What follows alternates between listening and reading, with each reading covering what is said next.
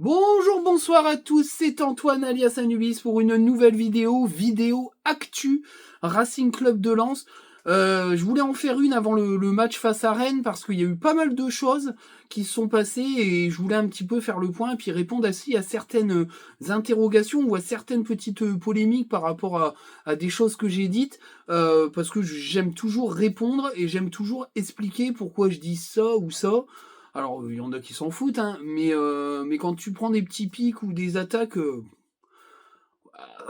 c'est un peu casse-couille, surtout qu'en plus, je suis pas le seul à partager ce type comment dire, d'analyse, donc ça me fait toujours un peu rire d'où ça vient. Bref, on va commencer donc par cette interview très intéressante de Joseph Ougourlian et on rebondira sur la nomination de Diego Lopez en tant que directeur sportif, mais tout est imbriqué, hein. Je pense aussi que sa sortie était claire, nette et précis.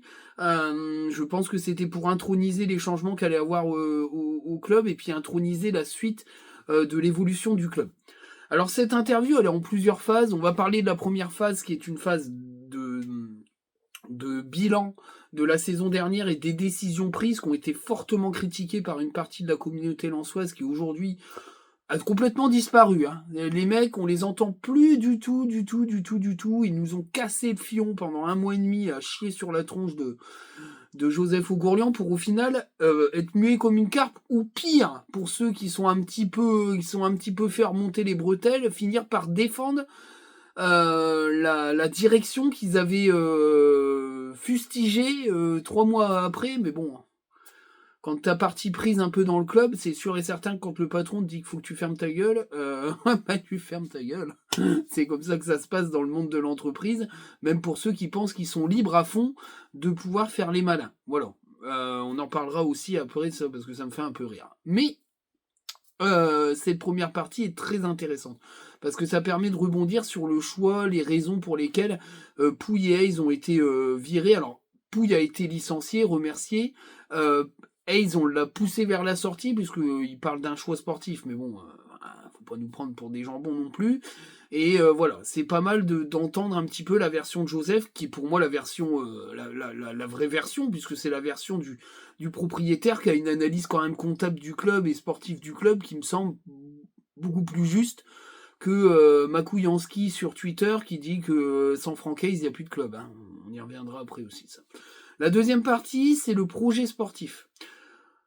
Ça me plaît beaucoup. Ça me plaît beaucoup, le projet sportif. C'est quelque chose que j'attendais de la part de Joseph Ougourlian. Pour moi, cette interview-là est d'une des plus importantes de l'ère Ougourlian du Racing Club de Lens. Il y en a eu deux, hein, celle après la sortie du barrage face à Dijon, où il a été clairement concis dans ce qu'il voulait et il a fait tout ce qu'il a dit, hein, je rebondirai dessus. Et puis celle-ci, qui pour moi est un nouveau virage dans l'ère Ougourlian du Racing Club de Lens. Et puis on finira par l'aspect financier, hein, il a pas mal parlé, et puis l'aspect l'aspect organigramme dans la même chose, donc on parlera de tout ça. Voilà, il y a pas mal de choses. Je reviendrai peut-être à la fin sur la conf de presse de Will Steele par rapport au futur groupe qu'on saura demain, puisqu'aujourd'hui je fais ma vidéo, on est jeudi, donc je pense qu'elle va paraître, vendredi matin, vendredi dans la matinée. Mais en tout cas, voilà. Il faut bien se rendre compte que je vais essayer de faire des vidéos actu par rapport à la conf de presse, mais c'est pas évident. Elles paraîtront entre la conf de presse et et le match. Ça sera des petits formats courts. On n'est pas là non plus pour faire du. Enfin bref, vous connaissez les autres là qui font 20 000 vidéos qui durent 3 heures pour parler d'un truc qui a duré 10 minutes. Voilà. Moi, ça me fait rire, mais bon. C'est pas grave.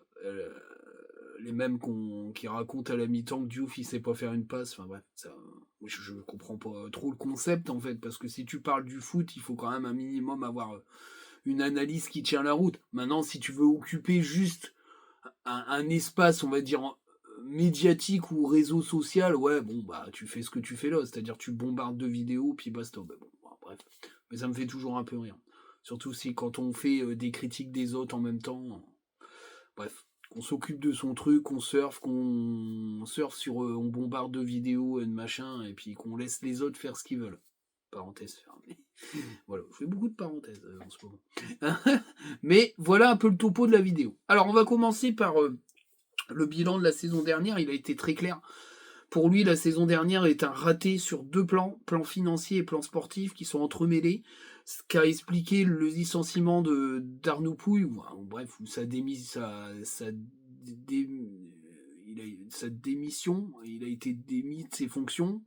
Alors, c'est pas vraiment un licenciement, c'est un arrêt de sa fonction. Je sais pas trop comment ça s'est tourné ou voilà. Bon, bref.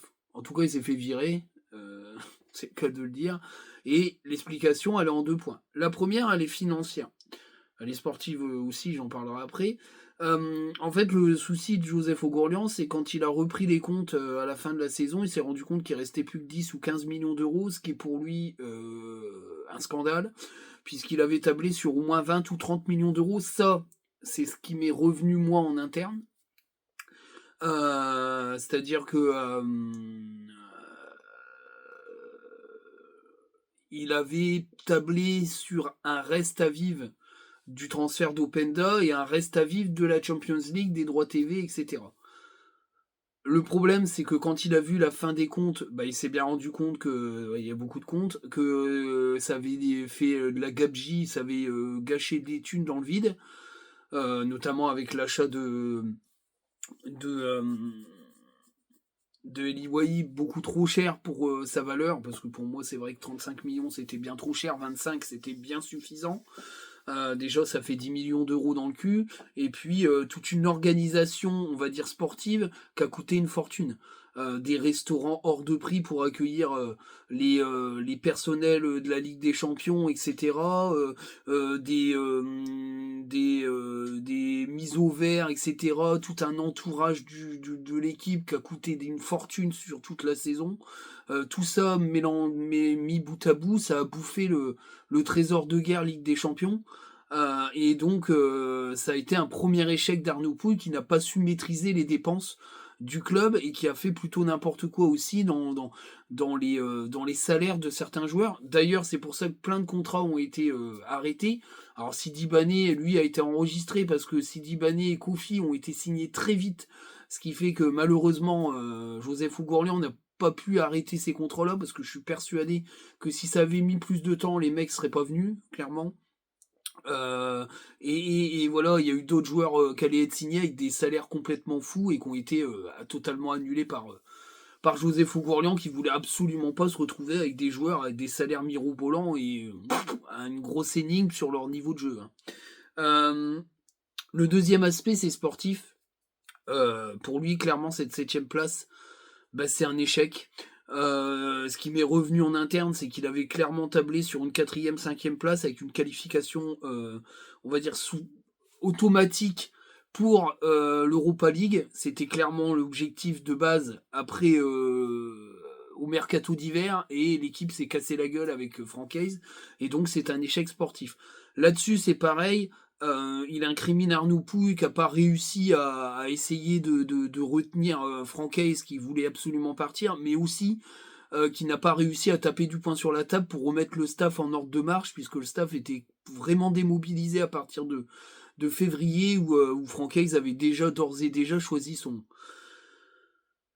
son destin, c'est ce qui m'est revenu à forte reprise et par des voies différentes, c'est-à-dire que tout le pataquès et la com, c'est des conneries. Dès février-mars, c'était déjà acté qu'il allait avoir un départ de Franck Hayes et il en a informé la plupart de ses cadres, ce qui a créé une vague un peu émotive et un choc psychologique qui a fait que l'équipe n'a jamais su rebondir.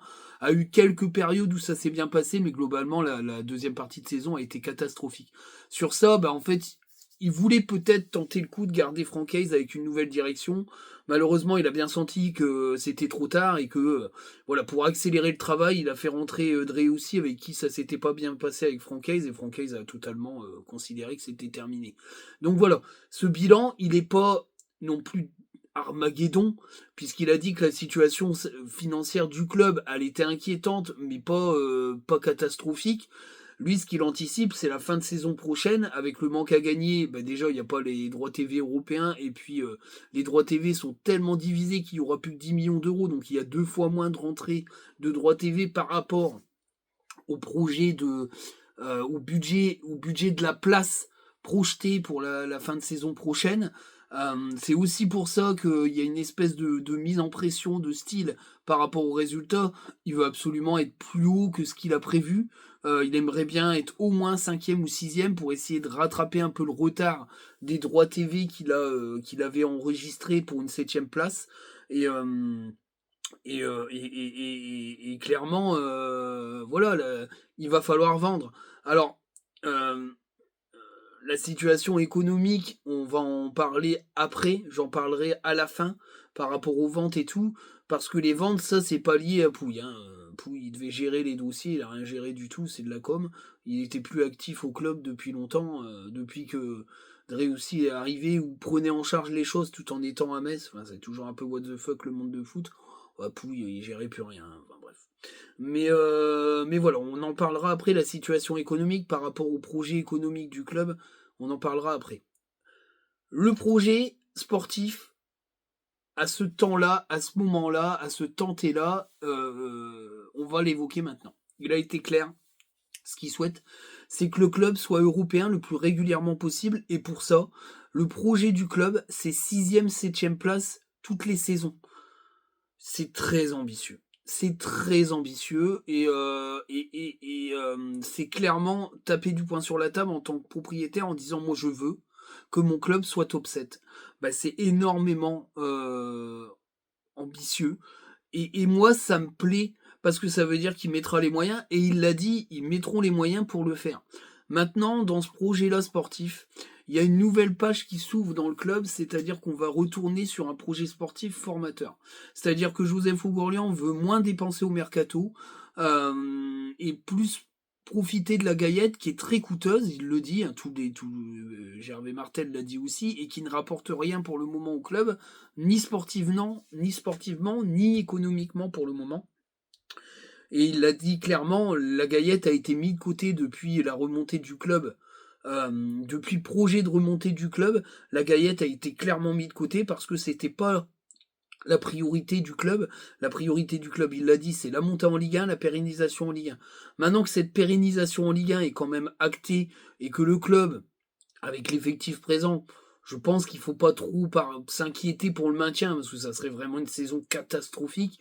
Je pense qu'aujourd'hui, le projet formation va redevenir central. C'est-à-dire qu'aujourd'hui, Joseph Ougourlian a clairement dit qu'il voulait un nombre de joueurs formés au club plus important dans l'équipe première, voire même dans le 11 de départ, et ça va être un virage du club. Maintenant, est-ce que ça va marcher? On verra bien, puisque les résultats des jeunes sont quand même pas tétés. Assadourian a eu quand même pieds et poings liés par l'équipe de Pouillez, qui voulait pas entendre parler du tout de récupérer des jeunes dans le groupe pro. Alors après, ça a été à demi-mou, à demi-mou accepté par Joseph Ougourlian, puisqu'il a dit lui-même que la priorité, c'était pas du tout la Gaillette, que c'était juste un truc qui coûtait des sous pour le moment, mais qui permettait pas de monter en Ligue 1, etc. Aujourd'hui, tout va changer. Voilà. Tout va changer parce que Joseph Ougourlian a décidé que le centre de formation devait être pourvoyeur de joueurs pour l'équipe première, mais aussi d'argent, c'est-à-dire en revendant ces joueurs-là, c'est-à-dire du trading de formation, puisqu'on forme les joueurs, on les vend. Voilà. Donc, on verra bien, mais ce projet est déjà mis en place dès maintenant, c'est ce qu'il a expliqué dans l'interview, et ça, c'est plutôt positif, et ça me plaît beaucoup. Maintenant, il faut que la qualité suive. On a fait 10 ans de Ligue 2, on a perdu 2 générations de joueurs quasi, faut clairement le dire. Hein. Les gamins rentrent, on va dire 2 générations de joueurs à peu près.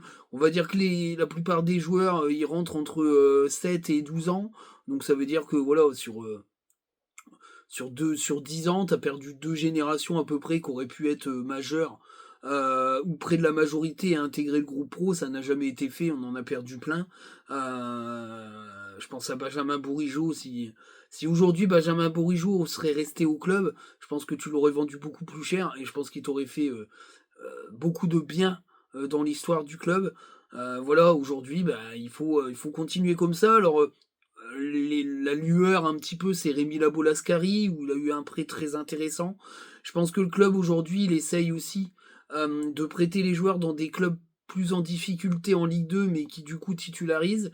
Je pense à Anthony Bermond, qui a déjà une passe décisive en Ligue 2. Alors je suis pas trop la Ligue 2, je vais vous l'avouer, parce que c'est un peu compliqué. Parce que c'est vendredi, c'est casse-couille, parce que comme c'est le vendredi, c'est pas toujours évident pour le regarder. Donc du coup, bon, je mate pas ça avec intérêt, donc je continuerai à suivre de loin Anthony Bermond, mais quand on voit le prêt assez intéressant de Rémi Labolascari à Laval, on se dit que si Bermond enchaîne des stats quand même à Annecy, ça peut ne pas être dégueu. D'ailleurs, il l'a évoqué hein, dans l'interview en disant que Bermond à Annecy, Silla, Fodé, c'est Fodé Silla je sais plus si c'est Fodé son prénom.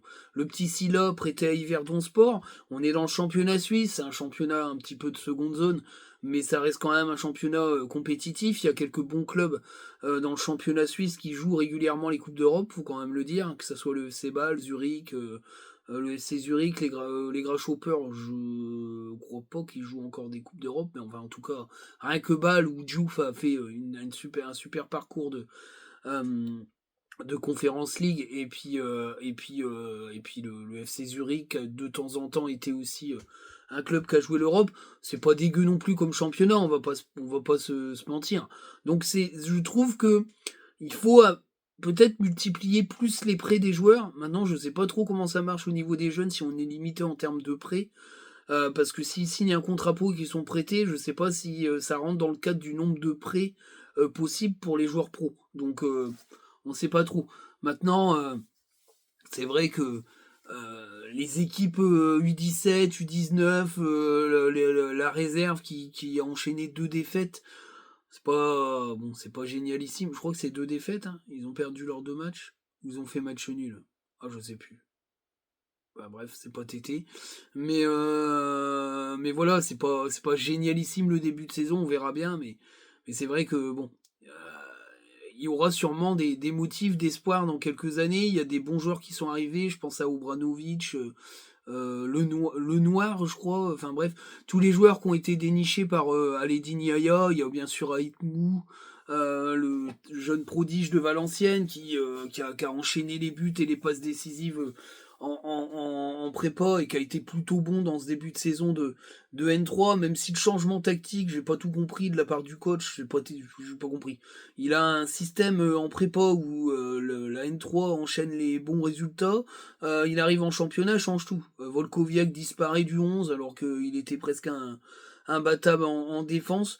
Sidi Bané, les retours que j'ai, c'est pas terrible. Hein. Sincèrement, ce mec-là, je sais pas trop ce qui va se passer avec lui, mais il fait pas des très très bons matchs en N3, donc à voir la suite. Encore une fois, est-ce que c'est un joueur qui va toucher l'équipe première? Ça va être très très compliqué. Je pense qu'on le verra jamais. Hein. On le verra jamais en équipe de première, ou alors il y a une hécatombe, mais il est 5e, 6e, 8e, enfin bref. Quand tu vois les titulaires qu'on a en défense centrale, c'est compliqué quoi. Mais en tout cas, voilà. Le projet jeune va s'inclure dans ce projet européen ambitieux qui me plaît. Maintenant, pour faire ça, faut des thunes, hein, clairement. Et c'est le troisième volet, c'est l'évolution financière du club. Alors, il y a pas mal de volets et de choses qui ont été dites. La première, c'est le stade. La révélation de Joseph Ogourlian, c'est qu'il y a un prix qui a été fixé par le truc de les maîtres d'ouvrage, je sais pas quoi, le service ouvrage de l'État, qui a fixé un prix du stade jusqu'au 31 janvier. Le problème, c'est que ce prix-là sera redéfini l'année d'après, puisqu'il faut refaire tout le dossier. Donc je pense sincèrement que le stade risque d'être acheté par le club avant la fin de l'année, pour éviter de perdre des sous. Le rachat du club va rentrer dans une espèce d'étape où ce stade sera une valeur du club, et que le club va essayer de faire plein de choses autour du stade pour transformer ce stade en un stade de foot, mais aussi en une zone commerciale et une zone commerçante et une zone qui rapporte de l'argent autour du stade toute l'année. C'est ce qu'il veut faire. Alors on parle pas de naming ou etc. Parce que je vois déjà les boucliers se lever alors qu'il a juste parlé de rachat du stade. C'est vrai que Lyon va revendre son stade, tout simplement parce que l'achat du stade a été très coûteux par Lyon et que l'avènement du PSG a fait couler le club financièrement puisque il n'arrivait plus à se qualifier en Ligue des Champions ou à être dans les premières places, donc c'était un peu plus difficile au niveau financier. En tout cas, en tout cas, et ça je le pense sincèrement, ce rachat du stade, c'est une première étape dans l'évolution du club.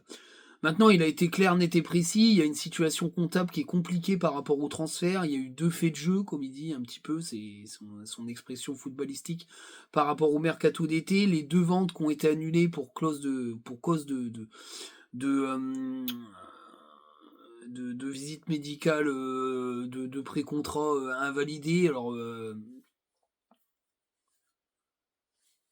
et là, oui, je pense que c'est un petit peu du bluff de la part Monaco parce que la mine Camara coûtait moins cher et qu'ils ont jugé que c'était aussi bon.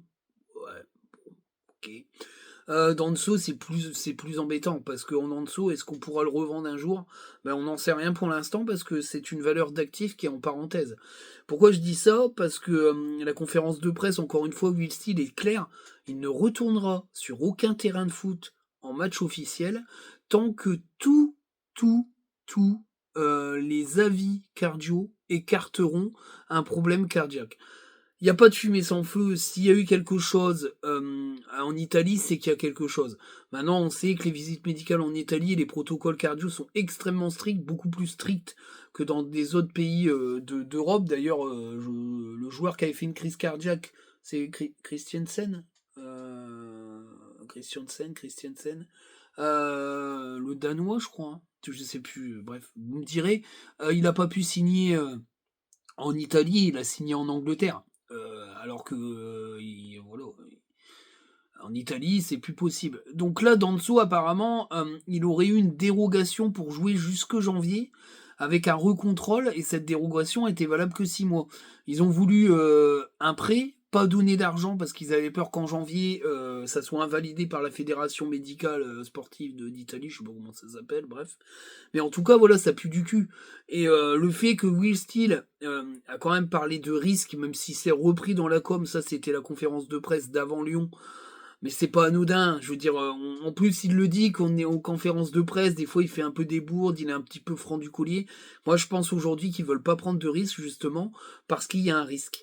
Et que c'est pour ça qu'on ne reverra pas Danso avant un moment, mais à la rigueur sportivement parlant, c'est pas gênant parce que Kuzanov a été encore une fois très bon, mais économiquement parlant, tu perds une valeur active parce qu'aujourd'hui, qui va prendre le risque d'acheter Danso s'il y a un risque minime de problème cardio, il pourra plus jouer au haut niveau et il vaudra plus rien. Maintenant, c'est un actif en moins pour le club en termes de revente, ce qui est un peu emmerdant, mais de toute façon, aujourd'hui, le transfert, il est avalé. Il n'y a que son salaire qui coûte au club. Je crois que c'est à peu près ça. Hein. Il a eu une prolongation, il n'y a que le salaire qui coûte.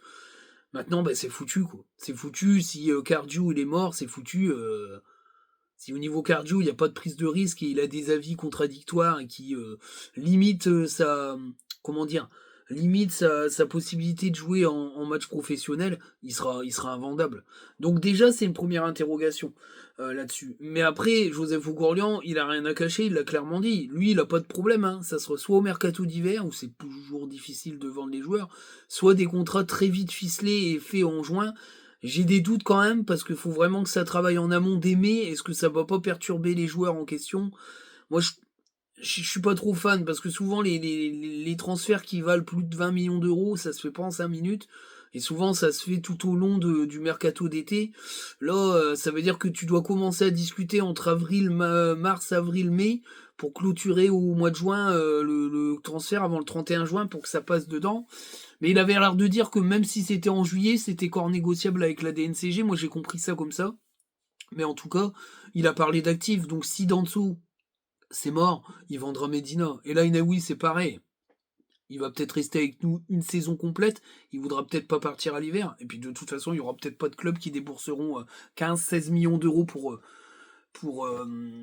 l'ami El Ainaoui. Donc il va peut-être faire une saison pleine avec nous. S'il fait une très grosse saison en Ligue 1, clairement, c'est voilà, ça sera un joueur qu'on pourra vendre cet été. Mais de toute façon, il y aura sûrement des ventes cet hiver, de dégraissage en tout cas, de dégraissage de salaire et d'essayer de valoriser certains joueurs. Et puis il y aura des ventes cet été. Donc il va y avoir encore des gros changements de structure d'effectifs au club.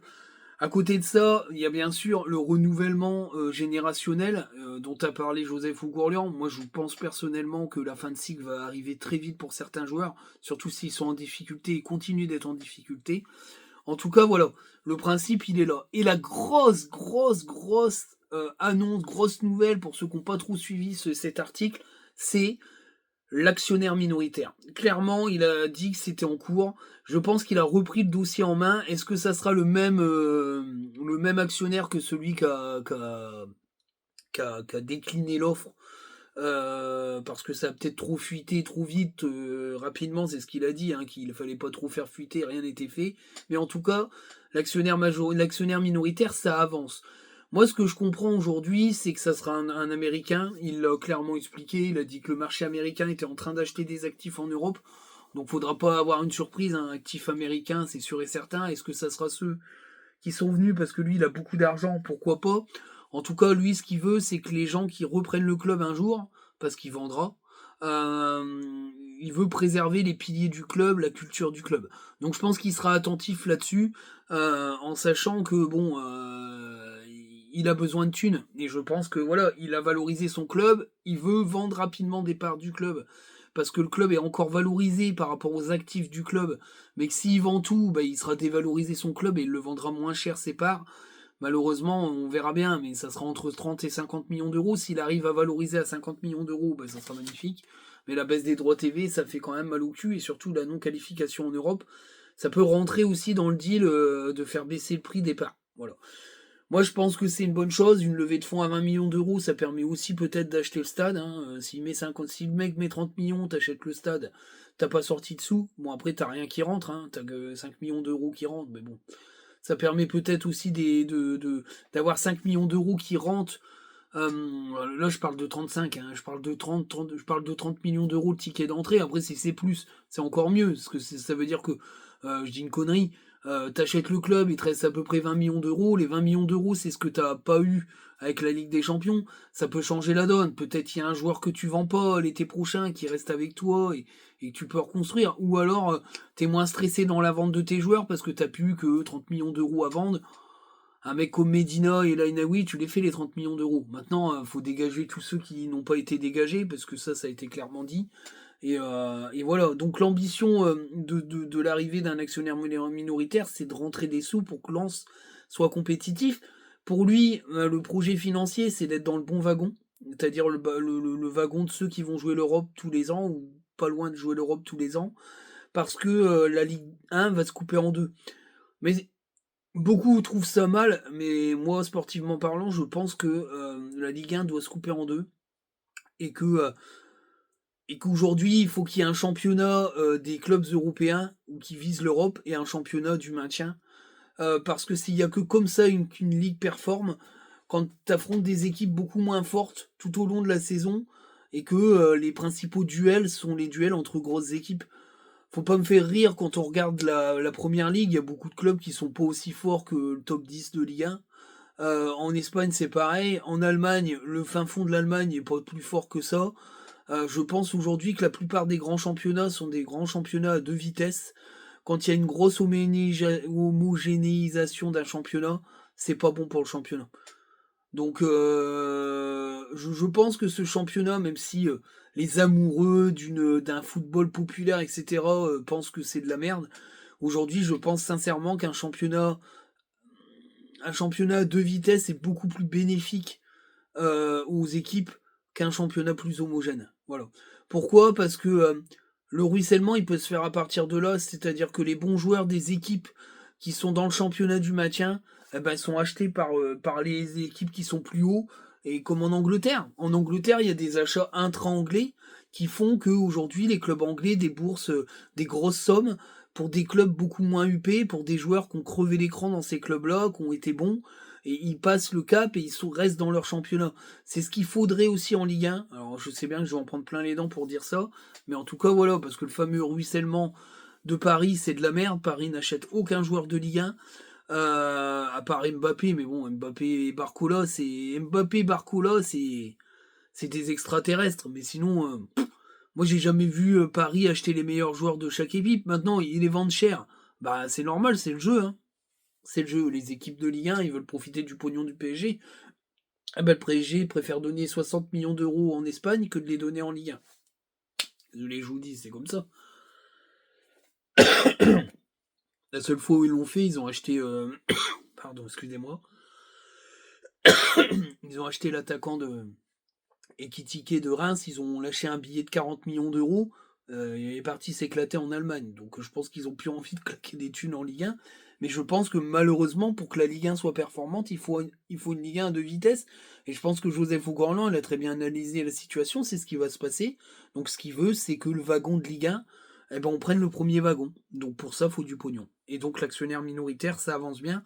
Moi, je trouve que les choses vont de mieux en mieux depuis que Joseph Ougourlian a remis son nez dans la tambouille. Je pense que son erreur, et ça, il est responsable, c'est d'avoir trop délégué à un duo qui, pour moi, n'était pas à la hauteur des équipes de top 7. Je pense qu'Arnaud Pouille, c'est un bon père de famille, mais c'est pas un chef d'entreprise. Et que Franck Hayes, c'est un très bon coach qui bouffe foot matin, midi et soir, mais qui est pas fait pour une équipe ambitieuse. Ou alors, il a des ambitions qui sont trop élevées au regard du club dans lequel il est. Maintenant, je vais regarder un peu ce que fait Nice, même si ça a été mieux Nice. Moi, je trouve que déjà Nice, c'est un projet beaucoup plus compliqué que Lens. Je sais pas ce que ça donnera, mais en tout cas, voilà, moi je pense que l'erreur de Joseph Ougourlian, c'est ça, l'erreur originelle, c'est d'avoir été moins présent, parce qu'il avait des affaires à faire en Espagne. Depuis qu'il est recentré sur le club, et d'ailleurs il fait une com là-dessus où il va s'occuper beaucoup du Lens, je pense que le club va mieux. Voilà, le club va mieux. Alors, c'était vachement intéressant, moi je trouve. Et pour moi, oui, comme je l'ai dit en début de vidéo, c'est une des interviews les plus importantes de l'ère Ougourlian. L'ère Ougourlian sera pas éternelle, ça va en satisfaire quelques-uns. Alors bien sûr, je vais finir par cette interview par le fait que toutes ces révélations-là, ça fait quand même fermer la tronche à pas mal de gars qui ont craché sur Joseph Ougourlian depuis des mois, dont certains qui avaient quand même euh, était très fort dans les critiques et dans la manière d'aborder les choses en mode Armageddon, tuage de club, le club va couler, il fait n'importe quoi. Et ils ont été recadrés, ces gens-là. Clairement, parce que certains d'entre eux avaient un peu pignon sur rue, et ils ont été sévèrement recadrés. Moi, c'est les retours que j'en ai aussi, parce que je vous le dis, hein, j'ai pas mal de... Dans les personnes avec qui je parle, il y en a qui tournent autour du club, et les retours, c'est qu'il y en a certains qui se sont fait bien taper dans la tronche et sur les doigts par Joseph Ougourlian et qu'aujourd'hui on n'entend plus, ou alors ce sont des agneaux bien dociles. Mais c'est ça aussi, hein, quand on s'exprime beaucoup pour dire des conneries, ben on se fait allumer. Alors moi, j'en dis des conneries, hein. Je peux me tromper dans des analyses de foot et être peut-être dur avec des joueurs. Mais c'est vrai que moi je fais pas forcément beaucoup d'inside, mais quand je peux parler de choses et que j'ai des infos, j'essaye de les étayer et de dire les choses. Sincèrement, moi je me suis jamais fait contacter ni péter la tronche parce que je pense aller dans le bon sens et dire les choses correctes. Maintenant, j'ai pas besoin de m'appeler Momo le chouchou pour raconter n'importe quoi. Je pense sincèrement que euh, les gens avec qui j'ai des contacts et qui connaissent bien l'entourage du club me racontent pas de couilles, au final je me trompe pas trop. Donc voilà. Mais j'en fais très peu parce que j'ai pas des infos H24, c'est pas mon taf, je suis infirmier. Mais en tout cas voilà. Ceux qui ont fait une guéguerre à Joseph Ougourlian en mode j'ai plein d'infos et tatati et tatata, ils sont bien fait allumer la tronche. Et aujourd'hui ils sont beaucoup plus silencieux. Fin de l'aparté sur cet article. On va rebondir sur la conférence de presse de Will Steele, qui a parlé hein, du problème offensif que j'ai souligné à maintes reprises. Il a été clair. Si ces problèmes récurrents d'efficacité continuent, il y aura des changements à faire. Il les fera s'il faut les faire. C'est un message envoyé à ses titulaires, hein, je pense. Ça veut dire bougez-vous le cul, sinon ça va arriver. Il a clairement souligné qu'Enzola c'était un choix sportif pour le déplacement à Lyon, ce qui veut dire que les places vont être chères. Malheureusement, Satriano a une gêne au moulet. Est-ce qu'il sera là pour le match? C'est pas sûr. Est-ce qu'il va prendre des risques? J'en sais rien. En tout cas, Enzola, il aura peut-être sa chance à un moment donné. Les choses vont tourner. Il y aura peut-être des modifications. Il y a peut-être des joueurs qui vont être laissés sur le carreau. Il va peut-être pas emmener deux milieux de terrain offensifs et peut-être emmener Enzola au cas où Satriano pourrait pas démarrer ou quoi. Voilà, je pense qu'à un moment donné, il faudra que Kenzola saisisse sa chance sur les minutes qu'il aura à jouer. Moi, je trouve qu'il les avait plutôt bien gérés face au Pana. Il aura plus de temps de jeu peut-être face à Rennes, on verra bien. Mais en tout cas, le problème a été bien ciblé par Will Steele. Mais il y a des bonnes choses, hein. On n'est pas en train. Moi, je dis pas que l'équipe joue mal. Je dis que nos attaquants sont pas bons. C'est pas la même chose. Je pense que tous les mouvements offensifs, le jeu créé est assez intéressant. Un peu foufou, mais j'adore ça, donc je vais pas critiquer parce qu'on se déséquilibre beaucoup. Mais malheureusement, les attaquants devant sont pas du tout efficaces et ça nique un peu le jeu proposé. Alors, euh, moi, je trouve que le Will Steele est vachement dans des analyses assez franc du collier. C'est ce qu'on connaissait de Frank Hayes les premières années. J'ai trouvé que ça s'était un peu effacé depuis 2 ans où il a fait beaucoup plus de com, je trouve. Alors peut-être parce qu'il se sentait comment dire, un peu, un peu plus critiqué, un peu plus observé. Peut-être qu'il a voulu être un peu moins, un peu moins franc, mais en tout cas Will Steele lui a cette fraîcheur et j'aime beaucoup parce que il parle un foot qui me plaît et en tout cas voilà, je pense qu'il est pas aveugle et il se cache pas derrière son dos. Maintenant, c'est clair qu'il défend quand même son groupe parce qu'il veut pas non plus être dans l'extrême négativisme. C'est pas mon cas non plus, hein. Moi je cible aucun problème, hein. Moi j'en ai pas vu d'autres pour le moment depuis le début de cette saison, on est très solide. Alors je vais rebondir sur ça. Même si j'ai fait un tweet sur Gradit en disant que j'avais été critique sur son début de saison, mais que je trouvais que c'était le meilleur recrutement de ces 10 dernières années, je le pense toujours. J'ai pris un petit peu de remarques par rapport à ça, je suis désolé, mais regardez les matchs de Gradit, il est un peu plus en difficulté physiquement. Il fait des fautes qu'il faisait pas la saison dernière, des fautes de mecs dépassés par ses adversaires. Face à Lyon, je suis désolé, il fait une faute grossière, il prend un jaune. C'est très rapidement dans le match, il est très vite dépassé par la vitesse. Quand vous regardez les occasions, tout ce qui s'est passé, c'est sur la gauche de Lyon, donc sur notre droite. Alors il n'est pas aidé par un Frankowski qui n'a pas été bon, mais clairement, il est un peu plus en difficulté cette saison. J'ai pas dit qu'il était mauvais non plus. Je parle de critique, hein. J'ai pas dit, je dis qu'il est nul ce début de saison. C'est pas ce que je marque. Je parle de critique. J'émets des critiques parce que je trouve que ses performances sont au-deçà de ce qu'il a déjà montré à Lens. Mais ça reste une super recrue, une des meilleures recrues de ces 10 dernières années. On l'a acheté même pas 1 million d'euros, le mec. C'est exceptionnel. C'est un super gars. Quand on voit son interview à Culture Sang et Or. C'est génial, c'est génial. C'est franchement, c'est un mec super, c'est une crème, c'est un mec qui a des valeurs. Ça, je peux pas dire le contraire. Mais moi, je trouve qu'il est moins bien en ce début de saison. Medina, c'est pareil, alors à un degré moindre. Je pense qu'il a été perturbé par son carton rouge, mais je trouve son match face à Lyon très bon. Voilà, je pense qu'il faut digérer un petit peu de ça, mais moi je trouve que Medina, on peut pas dire qu'il fait un mauvais début de saison, mais c'est vrai que lui c'est pareil, il est en deçà. Le seul qui est vraiment au-dessus dans cette défense et qui m'impressionne, c'est Kuzanov. Maintenant, Medina, une fois qu'il va digérer son truc, il va redevenir le monstre qu'il est, hein, c'est sûr. Mais Grady, c'est vrai que je le trouve plus en phase descendante physique et ça a une répercussion sur sa qualité de jeu. Voilà. Et sincèrement, c'est pas méchant, c'est un constat, hein. C'est un constat. Mais c'est un super mec. C'est un super joueur et c'est un super mec. Mais début de saison un peu plus compliqué. Voilà, c'est tout ce que je dis, mais bon, apparemment, on n'a pas le droit de dire ça. Comme on n'a pas le droit de dire que Sotoka, c'est pas un attaquant qu'il faut qu'il arrête de jouer devant. C'est pareil, on est nul, on n'y connaît rien. Mais force est de constater que tu marques un but en 4 matchs et que le seul attaquant qui marque, c'est pas Sotoka, et que Sotoka, il a des occasions franches. Je crois que j'ai calculé, il a 6 occasions franches, 0 but. Ça aurait été Eli Wahi à sa place, il aurait déjà pris une bronca dans le stade. Mais comme il court et qu'il défend bien, bah c'est un bon gars, quoi. Mais à mon avis, à un moment donné, je pense que la patience de certains va avoir des limites. Parce qu'il a beau faire 3 gestes techniques et 2 belles passes, c'est pas suffisant sur 90 minutes. Mais c'est la même chose pour Saïd, hein. Moi, je reste totalement convaincu que Saïd n'est pas un attaquant titulaire et que c'est un super sub. Et qu'à un moment donné, ma question c'est ça, c'est qui est l'attaquant vedette de cette équipe? C'est la question que je me pose aujourd'hui. Est-ce que c'est Enzola?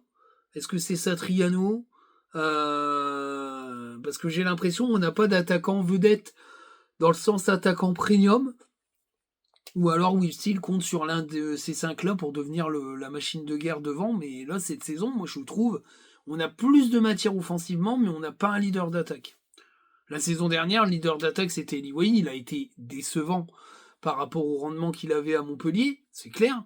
même si il a quand même mis ses dizaines de buts, hein, personne n'a mis autant de buts dans la saison, et les autres sont assez loin derrière, si je dis pas de conneries. Openda la saison d'avant extraordinaire, Kalimundo Kalimundo sur les 2-3 premières saisons, ça a été le leader d'attaque avec Sotoka, parce que Sotoka était quand même bon à ce poste-là la première saison, après ça a un peu disparu, mais aujourd'hui je pense, moi dans le recrutement, qu'il n'y a pas un leader d'attaque défini. Alors ce qui m'inquiète, c'est un peu Enzola, parce que si Enzola est recruté, qu'il y a une clause à 10-12 millions d'euros, bah, c'est pas anodin comme clause. Voilà, je me dis qu'il est pas prêt physiquement, mais clairement le mec, enfin voilà, t'as 11-12 millions d'euros, t'as quand même un statut à faire valoir. Donc ce qui m'inquiète, c'est ce fameux choix sportif face à Lyon. Si aujourd'hui ton mec qui coûte peut-être le plus cher comme offensif et même pas dans le groupe, ça pose quand même question. Voilà. Parce que Satriano, c'est pas un finisseur, hein. C'est clairement ça, hein, c'est pas un finisseur. Mais en tout cas, voilà, il fait quand même 2 passes presque décisives qui provoquent une grosse occasion avec le même joueur où j'ai Diran. Donc je me dis sincèrement que moi j'attends de voir. J'attends de voir qui va émerger de ces 5-là. Il faut qu'il y en ait un qui émerge, sinon tu n'iras jamais top 7. Ça, c'est sûr et certain. S'il n'y en a pas un des 5 qui émerge, tu finis pas top 7. Moi, je le dis. Hein. Je le dis déjà aujourd'hui. Voilà. Et moi, je pense que Wesley Saïd et Sotoka sont pas compatibles et que si tu continues avec ces 2 joueurs-là en attaque, pour moi, il y en a aucun des deux qui va émerger. Moi, je pense que si tu mets Saïd, faut mettre un joueur qui prend la profondeur. Si tu mets Sotoka, faut mettre un joueur qui prend la profondeur. Tu peux pas mettre ces 2 joueurs-là parce qu'aucun prend la profondeur. Ils ont je l'ai expliqué dans le débrief du match face à Lyon, ils ont 2 caractéristiques. Ces 2 joueurs avec des caractéristiques différentes, mais ils sont pas complémentaires. Voilà. Donc on va voir, C'est l'interrogation un peu de ce début de saison, voir qui va devenir le leader le buteur de cette équipe. Voilà. J'espère que cette vidéo actu va vous plaire. Je vous dis à très bientôt pour le match de Lyon, et puis on continue les vidéos. On essaiera de faire des vidéos d'actu par rapport aux confs de presse. Et puis voilà, pour essayer d'être toujours en contact avec vous. En tout cas, je vous souhaite plein de bonnes choses. À très bientôt les amis. Ciao.